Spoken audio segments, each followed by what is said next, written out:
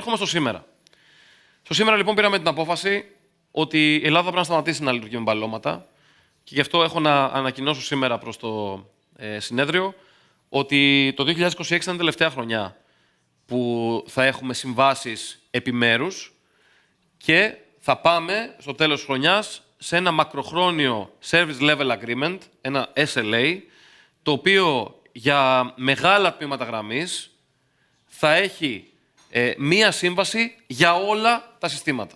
Μιλάτε για τη συντήρηση τμήματων μεγάλων όμως. Συντήρηση Νότια Ελλάδα, Βόρεια Ελλάδα. Σωστά. Για παράδειγμα, το Αθήνα-Θεσσαλονίκη θα ανήκει ολόκληρο ως ένα τμήμα γραμμής.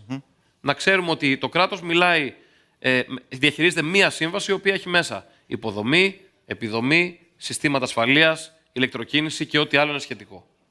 Αυτό είναι πάρα πολύ ουσιώδες για να μπορεί ο σιδηρόδρομος στο μέλλον, όταν θα φύγω εγώ από το Υπουργείο, στο μέλλον, να λειτουργεί σωστά.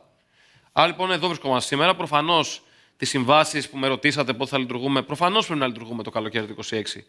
Και είμαι χαρούμενος που βλέπω ίσως για πρώτη φορά μια σύμβαση τόσο μεγάλου μεγέθους να υλοποιείται εντός χρονοδιαγραμμάτων και παρά τις βροχές τις τελευταίες εβδομάδες. Και πολύ σφιχτό χρονοδιάγραμμα. Σωστά, 15 μήνες και παρά τις βροχές της προηγούμενης εβδομάδας που μας πήγαν πίσω, θα κοιτάξουμε να βρούμε τρόπο να κερδίσουμε πίσω το χαμένο διάστημα για να τελειώσουμε. Άρα το καλοκαίρι λοιπόν το Αθήνα-Θεσσαλονίκη θα έχει 100% σηματοδότηση, 100% τηλεδιοίκηση, 100% ETCS.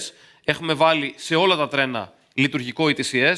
Οι μηχανοδηγοί εκπαιδεύονται για πρώτη φορά στην Ελλάδα με προσομοιωτή, αντί να περιμένουν τη σειρά τους να εκπαιδευτούν στο πεδίο. Και έχουμε αυστηροποιήσει και τις δικλείδες ασφαλείας για τα όποια λάθη. Άρα λοιπόν το τρίπτυχο νέα υποδομή, νέα τρένα, νέοι σταθμοί είναι αυτό το οποίο αποτελεί τον προσανατολισμό μας μέχρι το τέλος της χρονιάς.